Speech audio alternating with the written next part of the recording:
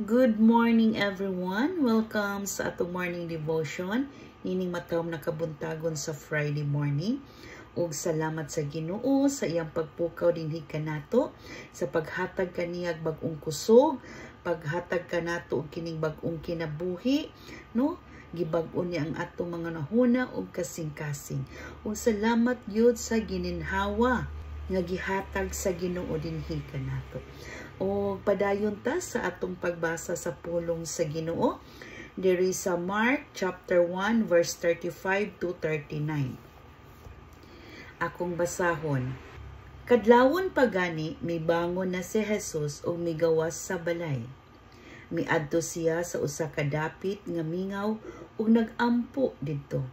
Apan si Simon ug ang mga kauban nangita kaniya. Nakit-an nila siya ug giingnan. Ang tanan nangita kanimo. Apan mitubag si Jesus. Mangadto kita sa silingang mga lungsod. Kinahanglan sangyawan ko usab sila. Mianhi ako alang niining maong katuyuan. Busa gilibot ni Jesus ang tibuok Galilea. Nagwali siya sulod sa mga sinagoga o gipagula niya mga yawa gikan sa mga giyawaan. Ang Dios magapanalangin sa iyang pulong ning kabuntaga. Salamat mga kaigsuonan no sa iyang mensahe karon o diri no gi-remind ta sa Ginoo no nga unsa gyud ka importante ang prayer. So naatay upat ka butang nga atong ma-learn din hino sa atong gibasa mga kaigsuonan. O number 1, the importance of prayer. No diri nagpakita gyud no si Jesus gi-prioritize yun niya ang prayer. Ang kabisi no, daghan ka siyang schedule, daghan ka siyang buluhaton, but first hour sa iya ang adlaw no, iyang unang gibuhat mao gyud ang pagpangita og usa ka place nga mingaw, tapos nagahin gyud siyang oras para sa pag-ampo mga kaigsuonan. So, ang prayer is importante yun no sa kinabuhi ni Jesus no sa iyang ministry nga naa pa siya dinhi sa kalibutan. So, siya gyud ato ang example ni ana mga kaigsuonan as application dinhi kanato no. Ato yung tingungaon, ato yung i-desire no nga like Jesus no nga mas ma-priority, mas himuon pa yung pinaka priority no ang prayer life, ang prayer time, ang quiet time mga kaigsuonan no i-priority nato sa ato ang kinabuhi. Unahon yun siya nato sa ato ang kinabuhi. First hour sa atong pagmata, ang ato yung unang buhaton mao gyud ang pag-ampo, pagpangita sa iya ang presensya no o paghimaya, pagdayeg yun sa tanang gihimo sa Ginoo dinhi kanato. And then number 2 atong na-learn dinhi kining solitude and quiet. Solitude and quiet no. Og diri miingon no, miadto siya sa usa ka dapit nga mingaw ug nagampo.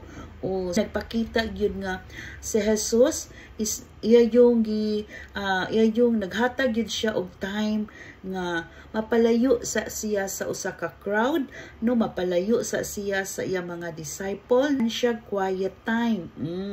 Nagpalayo sa siya para makaampo distraction no sa iyang mga pag-ampo. Kini sad nagpakita pud ni nga naghatag og dako nga value no nga unsa gyud ka importante ang quiet time pud sa ato ang kinabuhi. Kining maghatag gyud ta og oras diha sa Ginoo. Gikan gyud sa atong kabisihan, sa daghan natong mga gipanguna-huna, sa daghan natong mga gipang-apas no, sa kabisi sa mga trabaho, mga due dates, mga need nga i-comply. Nanginahanglan gyud ta nga mo sit down with Jesus no. Maminaw ta, mag-meditate ta no, mag-ampo ta diha kaniya. Morning prayer. So, sama ni Jesus nga kadlawon pa gani, kadlawon pa, no? Mibangon siya o migawas sa balay o niadto sa usa ka dapit nga mingaw o nagampo didto. So early morning prayer. Nag-remind din ka nato no nga before ta nga moadto sa ato ang day, before ta moadto sa atong mga trabaho no, sa pagkisi-kisi sa mga buluhaton, kini gyud ang gitudlo sa Ginoo dinhi ka nato, start your day with prayer mga kaigsunan. Amen.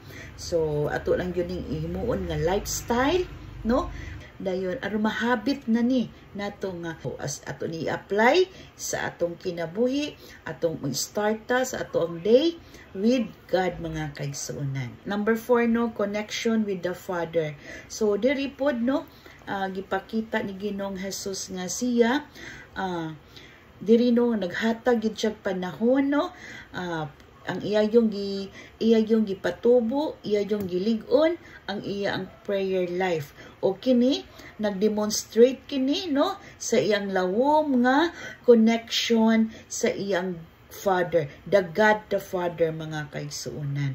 So kita pod usap pod nga aron malalom no, mapakita, ma-demonstrate na to ang atong lalom nga connection diha sa Ginoo is kini magbaton pud ta og prayer life mga kaigsunan. Amen.